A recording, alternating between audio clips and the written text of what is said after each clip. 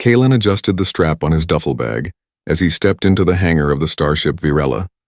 It was a massive interstellar cargo ship, quiet on the outside but full of hidden systems. He was the only human on board, and the only new crew member this cycle. He had signed up for the job to escape Earth for a while, to get away from the noise, the memories, the expectations. He didn't care where the ship was headed, only that it was far. The alien crew barely glanced at him. Their faces were long, eyes larger than humans. Skin smooth and shining with faint bioluminescence, they were called the Terran. Peaceful traders, but known for being emotionally distant. He had worked with them before, but never on such a deep space run. Cabin 12B, said a voice monotone and cold. It belonged to a Terran male with silver markings under his eyes. Stay within assigned areas, no wandering. Humans tend to touch things. Kalen nodded, not in the mood to argue.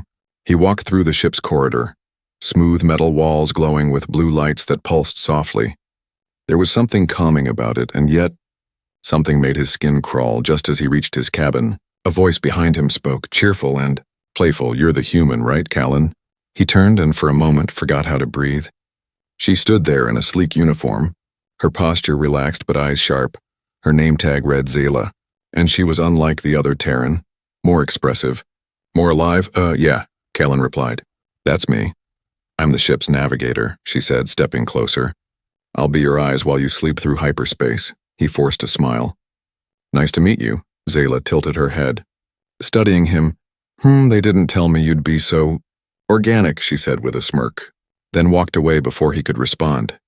He stood there a moment longer, confused and unsure whether she was teasing him or insulting him, or both. Inside his cabin, Kalen unpacked slowly. Something about the way she looked at him didn't sit right. It wasn't hostility, it was curiosity, sharp and deep. The ship lifted off hours later, and the engines gave a soft hum. Virella left the orbit of a trade station and headed for the distant star routes. They would be traveling for nearly 2 months in deep space, stopping at mining colonies and delivering rare supplies. Days passed and Kalen did his assigned tasks, mostly system checks, inventory logs, and helping maintain old Earth tech that the aliens didn't fully understand. He tried to keep to himself, but Zayla kept appearing. In the mess hall, she would sit across from him sometimes without even asking. She'd ask strange questions like, what do humans fear most? Or, why do you dream about fire? One time she touched his wrist and said, your pulse changes when I speak. Kalen pulled back, unsure whether she was flirting or scanning him like a lab rat. Late one night, just as he was finishing diagnostics in the control bay, his comm buzzed. Come to my cabin, said Zayla's voice, smooth and low. Why? He asked, hesitating. I want to show you something, she said. It's private. Kalen stood there for a moment, frozen. Every warning in his head said don't, but curiosity and maybe something else pushed him forward. Her cabin was at the top level, past the bridge, an area usually off limits. Yet when he approached, the door slid open for him, almost like it was waiting. He stepped inside, and the door slid shut behind him with a soft click. Zayla stood near a glowing console, her back turned. The room smelled different, like ozone and flowers, alien but gentle. She didn't speak right away, just tapped a few controls on her panel. Then she turned to him with that same smirk. It's just the two of us here, she said. Kalen's heart skipped. Something about her tone wasn't playful anymore, it was dangerous. What did you want to show me? He asked, keeping his voice calm. She walked over slowly, her eyes never leaving his. Then she pressed a button on her wall and the lights dimmed. A strange energy wave passed through the room, and the console showed a star map, one he had never seen. This map, she said softly, is from before your Earth had cities. The stars moved, twisted, formed shapes like puzzles in motion. Why are you showing me this?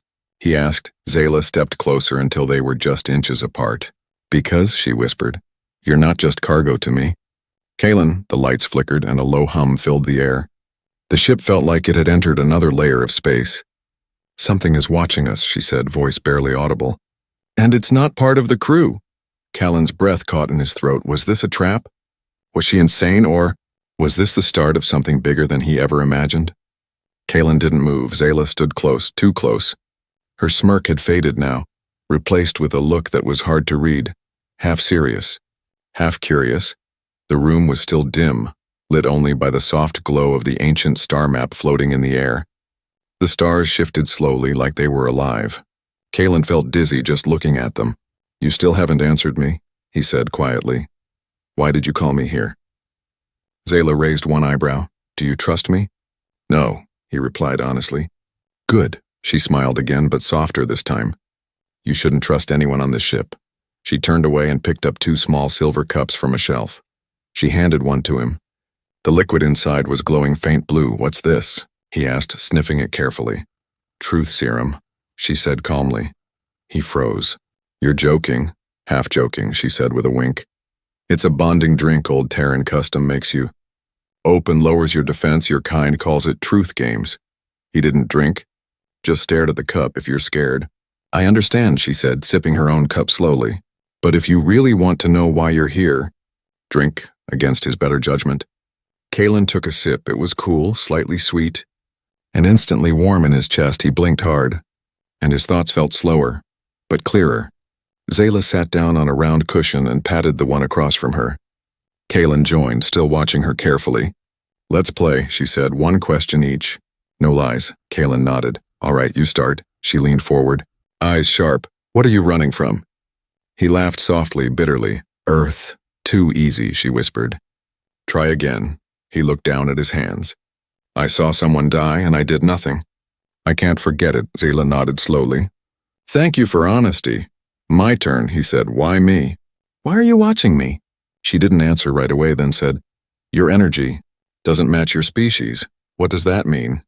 "You humans shine bright, but most are wild, hard to read you." "You are like a storm trapped in a glass box." Callan frowned, confused but curious. "That's not an answer." "It's the start of one," she said softly. She reached into a small case and pulled out a thin crystal device. She pressed a button and the walls shimmered. Then she tapped her chest and Callan's too. "What was that?" he asked quickly. "Silence bubble," she said. "Now no one can hear us, not even the captain." His skin tingled. He felt like they were floating even though the room hadn't moved. "You need to know," she said quietly. "This ship isn't just moving supplies, it's carrying something hidden, something powerful." Callan leaned forward. "You mean smuggling?" "No," she said firmly. "I mean something ancient, dangerous, and not even the crew knows it's here." "But you felt it, didn't you?" He blinked, remembering the hum, the sudden cold feeling earlier in the day. "Yeah, I thought it was just the engine." Zayla shook her head. "It's in the walls, in the shadows, watching." "You're not making sense," he said. But his voice had dropped. His body was tense. His fingers clenched the edge of the cushion. "You're not just an engineer, Callan," she said. "You've seen something before, something that made you leave Earth." He nodded slowly. Light, it came through a sealed engine core. Moved like smoke, but sharp. It spoke to me without words. I couldn't explain it. My team thought I was losing my mind." Zayla smiled gently. "You saw the echo." "The what?" "A remnant of a lost race older than galaxies. They touch minds that can feel beyond sight. Most people forget it after a while. But you didn't." Callan felt cold now. "Why are you telling me this?" "Because I need you," she whispered. "You can see what others can't, feel what's not visible. And this ship is heading into something dangerous. I can't stop it alone." Before he could reply, the lights blinked rapidly, and the ship shuddered. "What was that?" he asked, standing quickly. Zayla tapped her console. "That wasn't external. Someone inside triggered a deep scan. They're trying to locate our bubble." "Who?" he asked. She looked at him with serious eyes now. All humor gone. "There's a spy on board. And they're not Terran." The silence hung between them like a blade. Callan took a step back. "I didn't sign up for this. You didn't choose it," she said. "Standing as well, but it chose you." Suddenly, a sharp knock hit her cabin door. 3 slow knocks, then silence. Zayla's face hardened. She pressed a hidden panel, and the crystal device disappeared. "Don't say anything," she whispered. "Just follow my lead." The door slid open, and a tall alien crew member stood there, not Terran. His eyes glowed slightly, and his voice was low. "Everything all right in here?" Zayla smiled sweetly. "Of course, just sharing a drink with the human." The stranger nodded once, slowly, then turned and walked away. As the door slid shut again, Zayla whispered, "We're running out of time." Callan stared at her, the star map still glowing behind her, his heart racing faster than ever before. Whatever game she had started, He was now deep inside it and there was no turning back. Kalen couldn't sleep that night. His mind spun with Zayla's words. "You're not just an engineer," she had said. "You've seen something that most forget." He laid on his bunk, eyes fixed on the ceiling. The hum of the ship sounded different now. No longer just background noise, but something deeper, older, like something breathing behind the walls. He sat up and stared at the small silver blade Zayla had given him before he left her cabin. It wasn't sharp, but it vibrated slightly when he held it, like it was alive when he placed it near the wall. It shimmered faintly, then dimmed. He whispered to himself, "What are you?" The next day, Zayla didn't appear at breakfast. The crew was quiet more than usual. Something had shifted. Callan could feel it in their eyes. Some of them glanced at him longer than normal. Others avoided him completely. He tried to do his routine tasks, checking systems, scanning supply crates, but something kept pulling his thoughts back to that glowing star map, to Zayla's words, to the way the ship had shuddered just before the knock. Later, when he passed the control bay, he paused inside. He saw the captain speaking with two unfamiliar figures. They wore thick robes with hoods, and one of them held a datapad glowing red. When Callan stepped closer, one of the robed figures turned and looked straight at him. Not with eyes, but with something else. Callan felt it like a wave crashing over his mind. Pain flared in his head for just a second. Then they looked away. He stumbled back and walked quickly down the hallway, his hands shaking. His thoughts were no longer safe. Something on this ship could reach inside him. When he returned to his cabin, a note was waiting for him, simple and handwritten on old-style paper, which was strange for a ship so advanced. "Storage Bay 3 behind crate A47. After shift ends, come alone," it read. There was no name, but he knew it was Zayla that night. After most of the ship lights dimmed, Callan moved quietly through the hallways. He wore his maintenance uniform, kept his steps light, and avoided the security cams when he could. He reached Storage Bay 3 and slipped inside. The smell of metal and chemicals filled the air. He moved past rows of crates until he found A47. He crouched and peeked behind it. Zayla stood there, half in shadow, holding a small device in her hand. Her eyes were glowing faint blue now, like stars behind a cloud. "You came," she said, voice soft. "You didn't leave me much choice," he replied. She gave a sad smile. "You're already in the middle of it. Whether you want to be or not," she held up the device. A cube with rotating symbols. "This is what they're hiding. It's not just a navigation tool, it's a star key." "A what?" "It opens maps. But not just any maps. It shows roads that haven't been used in thousands of years. Wormholes lost to time, forgotten stations, hidden paths across space." She tapped the cube, and the air lit up again. This time the star map was darker. The stars older, twisted. Some flickered like they were fading out of reality. "This map," she whispered, "is from the Forerunners. The first ones who crossed galaxies before any known race even had language." Callan stared. "How do you have this?" "I stole it," she said simply. "I was supposed to deliver it to the High Vault, but I saw what they were doing. They weren't studying it, they were feeding something through it." "Feeding?" Callan asked, stepping closer. "Not food," she said. "Energy, thought. Souls, whatever that ancient thing behind the veil feeds on. They called it a gate, but it's a mouth. And someone in power is trying to wake it." He stared at her, speechless. "I ran," she said. "And I needed someone who could see the truth even when it was hidden. That's why I requested you." "You requested me?" he asked. "You planned this?" She nodded slowly. "I knew about your file, your encounter with the Echo on the Terran station. I saw the scans. Normal people forget. But you remembered. That made you rare." Callan felt like his breath had been stolen. All this time he thought it was just bad luck that he ended up on this ship. But it had been a choice, her choice, suddenly. The lights flickered, then dimmed fully. A deep vibration passed through the ship like a warning growl. Zayla looked up. "They've activated the scan again. They're looking for us?" he asked. "They're looking for this," she said, holding the star key tight. "And if they find it, they'll erase us both, no questions asked." She turned to him, her voice firm now. "I need your help. There's a hidden bay on this ship. Unused, ancient. We can use it to hide the star key.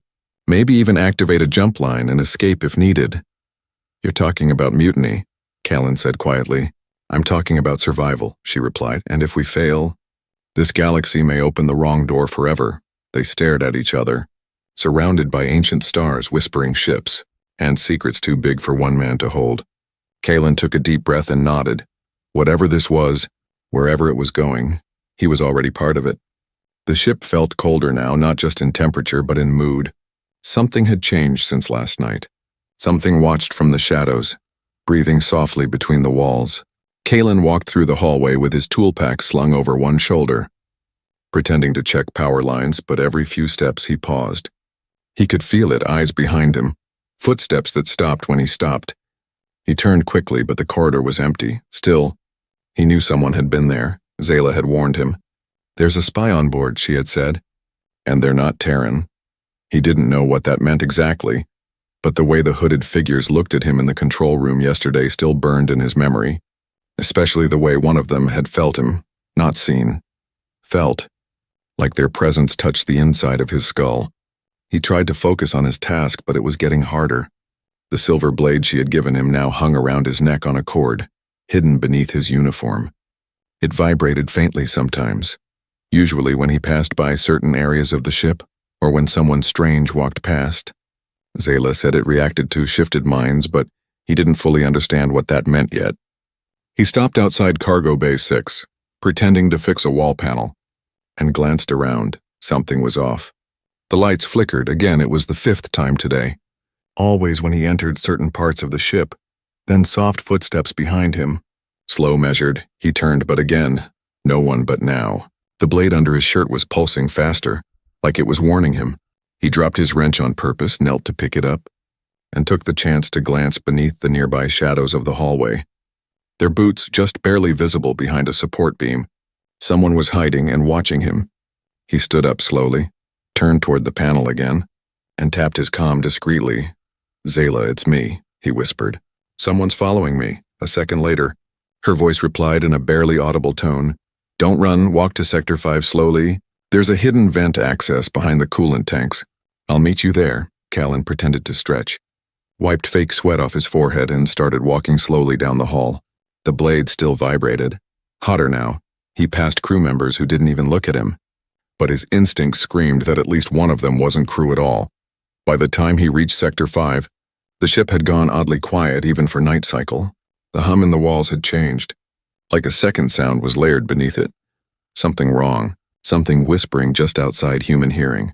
He ducked behind the coolant tanks as instructed. And there it was. A narrow vent hatch with strange old symbols scratched around it. Symbols that looked just like the ones on the star key. Zayla was already there, crouched beside the hatch with a small light between her teeth. "You brought someone," she whispered. "What?" Kalen blinked, confused. She pointed behind him, and Kalen slowly turned his head. A tall crewman stood at the far end of the hallway, just standing. Motionless, the shadows made his features hard to see. But something about the way he stood wasn't normal. Not relaxed, not alert. Just wrong. Zayla grabbed Kalen's arm and pulled him into the vent. They slid the hatch shut behind them, sealing it with a magnetic strip. Then they crawled forward, guided by the narrow light from her scanner. "This isn't just a vent system," she said quietly as they moved. "It was built into the ship long before Terran owned it, probably by the Forerunners." "How old is this ship?" he asked. "Too old," she replied. "This route leads to an observation room that doesn't exist on the blueprints."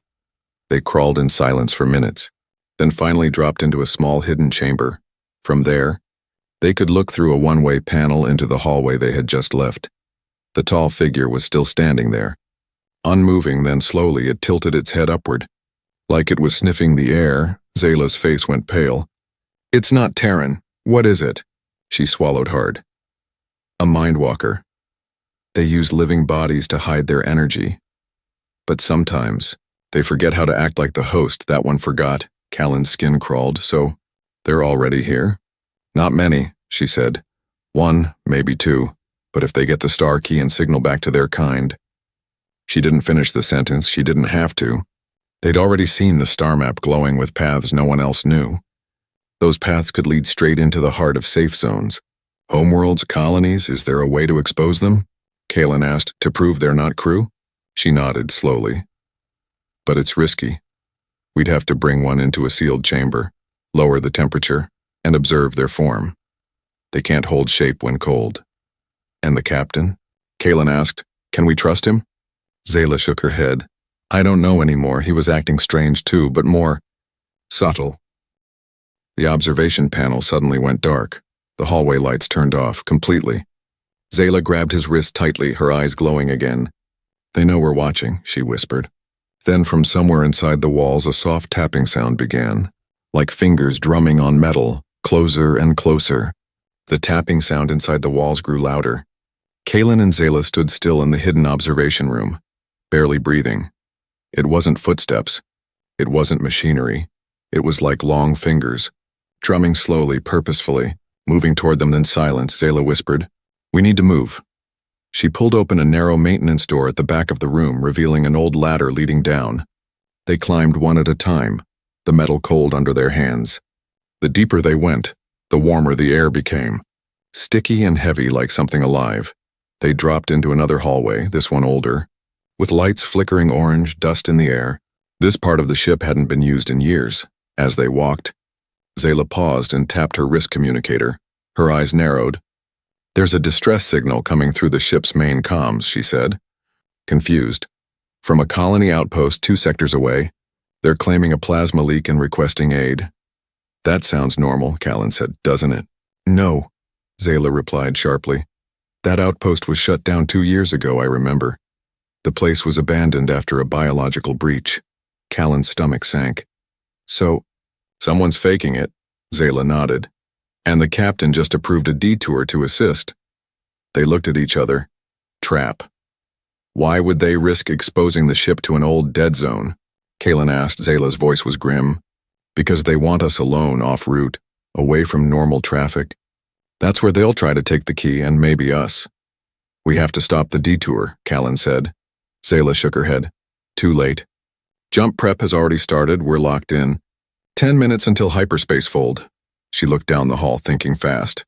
But there's something we can still do. She led Callan to a small chamber marked Navigation Backup, using her override codes.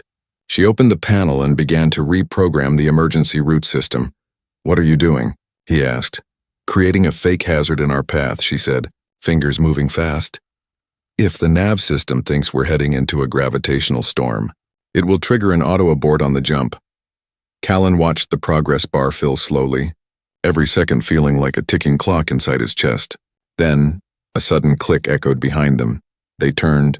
The tall crewman from before stood in the doorway. But something was different now. His eyes glowed gold and his skin shimmered slightly. Like static under the surface, Zayla stepped in front of Callan, her hand reaching for the blade around his neck. Stay calm, she whispered. Don't run. The figure stepped closer. Slow and quiet, then it spoke, not with sound. But inside their minds, you are walking the wrong path. You carry what should not be touched. Callan felt his thoughts stretch and twist, like someone was digging through his memories. Zayla growled, a strange sound coming from deep in her throat. Her body shimmered for a second, just a flash. But Callan saw something inside her change. She was more than just alien. The creature hissed and stepped back. That hesitation was all Zayla needed. She slammed her fist on the emergency panel, triggering a lockdown. The door behind the figure slammed shut, sealing them apart. The lights turned red. Sirens low but constant. You triggered the lockdown, Callan said, catching his breath. Yes, she said. But now we have minutes before they override it. She grabbed his arm. Come on, we have to move now. They ran through side corridors, dodging crew, hiding behind old crates, finally reaching a small engineering room deep in the core of the ship. Zayla locked the doors and activated her handheld star key. She placed it on the center console, and the walls began to glow faint blue. This room was once part of the original design, she said. A hidden chamber built by the Forerunners. They used it for emergency jumps and phase routing. What does that mean? Callan asked, breathing hard. It means if we can power it, she said, we can escape, even while the ship is in mid-jump. But won't that kill us? He asked. Maybe, she admitted. But staying here will kill us for sure. She looked at him then. Serious calm. You don't have to come, Callan. I dragged you into this, he shook his head. I'm not leaving you. We started this together, she smiled.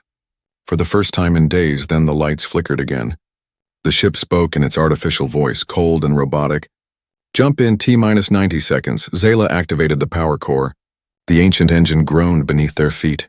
Lights burst to life around the room as circuits that hadn't worked in centuries blinked on.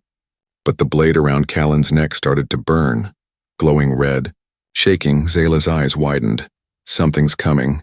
Something big. Callan turned to the sealed door. It was glowing now. Melting. The sealed door glowed red, bubbling like liquid metal. Something on the other side was burning through it. Slowly but without stopping, Callan stepped back, shielding his eyes. The silver blade around his neck vibrated violently. Almost too hot to touch now. Zayla didn't look scared. She looked ready. "Whatever's coming," she said calmly. "It's not coming to talk." The Forerunner panel behind her beeped rapidly. Lights spinning around the old star key. The escape chamber was nearly powered up, but not yet stable. Callan turned to her. "What happens when that door melts?" "We die," she said. "Unless I show them what I really am."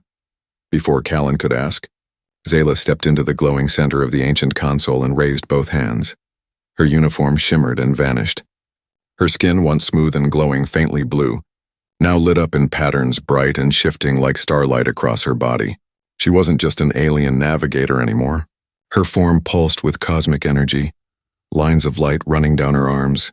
Her eyes turned from blue to radiant silver, and behind her, wings unfolded, not made of feathers but of light and sound, humming softly in the air. Callan stared in disbelief. "What are you?" Zayla looked at him with sadness. "I was sent here not just as a navigator, but as a guardian of the lost sector, one of the last few who remember the old codes, the true star paths, and the wars that nearly ended it all." The door cracked, then shattered inward. A figure stepped in, cloaked in black, face invisible. Its form shimmered like mist and shadow, stretching and curling in ways that made no sense. Zayla stepped forward, her voice low but clear. "You have crossed into flame," the figure hissed, a sharp sound that sliced through Callan's ears like a razor. He stumbled, but Zayla raised her hand, forming a shield of pure light in front of him. "You don't belong in this plane," she said firmly. "Return to the void or be erased," but the creature didn't leave. Instead, it raised one hand and pointed at Callan. "He carries the memory." The creature's voice echoed inside their minds. "He must be consumed." Zayla moved without hesitation. Light exploded from her palm and hit the creature full force. It screamed, not in pain but in frustration, and leapt backward, but not fast enough. Its form cracked, showing something beneath the shadow, something twisted and ancient, with too many eyes and a mouth that never closed. Callan backed against the wall, heart pounding. "Why me?" he shouted. "What did I do?" Zayla looked over her shoulder. "Because your mind was touched by the echo years ago. It saw you and it left a mark, hidden inside your thoughts. That's what they want, not just the star key, you." Callan clenched his fists, the blade around his neck still glowing, pulsing with energy. Suddenly, without thinking, he grabbed it and stepped forward, facing the creature. "Then take a good look," he growled. The blade pulsed once and then exploded in light. The creature staggered, screaming again, this time in pain, real pain. Its shadow body flickered, melting at the edges. Zayla's eyes widened. "You activated it." "The blade was never a weapon. It was a seed, a key for the chosen mind." "What does that mean?" Callan shouted over the chaos. "It means—" Zayla stepped beside him, her energy flaring. "You're more than just marked. You're linked to the ancient network. You can control the old gates, maybe even lock them forever." The console behind them lit up bright blue. The Forerunner system had finished charging, waiting for one command: activate jump phase. Zayla turned to Callan, her voice soft but urgent. "We can escape now, but only if we merge." "What do you mean, merge?" he asked, already guessing the answer.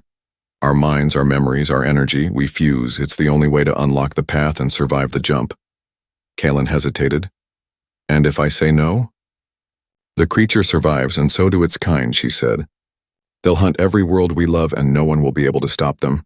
The creature shrieked again and lunged. But this time Callan didn't flinch. He turned to Zayla. "Do it." She touched his forehead. And the world stopped. In that moment, Callan saw everything. Her memories, her world, the burning skies of the old wars, the last stand of the Guardians, and the pain of being alone for centuries. And Zayla saw him, his lost family, his broken courage, his silent strength. His fear and his kindness, they became one flame. The jump gate opened with a roar that had no sound. Only light. The creature reached for them but missed. In a blink, they vanished. Silence, endless silence. That's what Callan felt first. Not fear, not pain, but silence, wide and deep, like he was floating inside a dream made of stars. He opened his eyes slowly. But they weren't his eyes anymore, not fully. He was still Callan, but now he was also something else. He felt her, Zayla. Her thoughts flowed beside his, calm and bright. They had merged, their minds woven like threads in a cosmic flame, two stars becoming one. He could still hear her voice. Inside him, warm and strong. "You're awake?" she said gently. "I am," he whispered back. Even though he didn't use his mouth, they stood. No, floated within a glowing tunnel of light, a forerunner jump stream. The walls weren't metal, but energy flowing in golden waves carrying them across dimensions. The ancient jump had worked, but not as expected. Zayla spoke in his mind. "We didn't just move across space. We moved between layers of time and thought. Only fused minds can travel this deep." Callan nodded slowly, absorbing more than just her words. He could now see the network, the great web the forerunners had hidden across the stars. Paths between galaxies, silent gates buried beneath moons, behind suns, inside living worlds, and the danger. He saw it clearly now. The enemy wasn't just one creature, it was a force, a hunger, a dark intelligence that crept through the cracks of broken minds and forgotten places. It had used that spy on the Varela. It had sent the fake distress signal, and it had nearly taken them, but now they had something the enemy didn't. Unity. Callan raised his hand and the golden stream responded. Rippling with light, he understood the controls, not with training but with instinct. They weren't meant for machines, but for minds that had been joined, purified, made whole. "We can lock the gates," he said. "We can seal the paths before they reach them," Zayla agreed. "But it will cost us once sealed. We may not return, not as we were." He looked at her, not with eyes, but through feeling, and he smiled. "I didn't come all this way to run." Zayla smiled back, their shared flame glowing brighter. Together, they touched the center of the jump stream, a pulsing heart of energy where all paths crossed. They placed the star key into the heart, and it dissolved, becoming part of the system forever. The light surged outward faster than thought, spreading through the web, closing doors, sealing holes, and burning every hidden crack the enemy had crawled through. Worlds far away felt a sudden warmth in the air, like something evil had finally passed. The Forerunner network blinked one last time, and fell silent. Callan and Zayla floated in the stillness. No longer two minds, but one being. Their bodies flickered, reshaped, adapted. They weren't human. They weren't Terran. They were something new, something born from fire and memory, and then darkness. When Callan woke again, he was lying on the Varela's medical bed. Soft light blinking overhead, the ship was quiet, too quiet, like it had just survived a storm. He sat up slowly, looking around, and touched his chest. The blade was gone, but he felt its echo deep inside like a warm spark that never left. He heard no voices in his mind now, but he knew she was still there, part of him forever. Captain Darrow entered the room with slow steps, his face pale and eyes wary. Behind him were crew members, Terran, silent and unsure. "We lost time," the captain said softly. "Nearly 3 days of it. We couldn't track your signal. We thought the ship was going to break apart, but then it stopped." Callan looked up. "And the creature?" The captain hesitated, then nodded. "Gone. Melted into shadows and never returned. Whatever you did, it worked." He turned to go, then paused. "You saved us," he said. "But you're different now." Callan didn't answer. He didn't need to.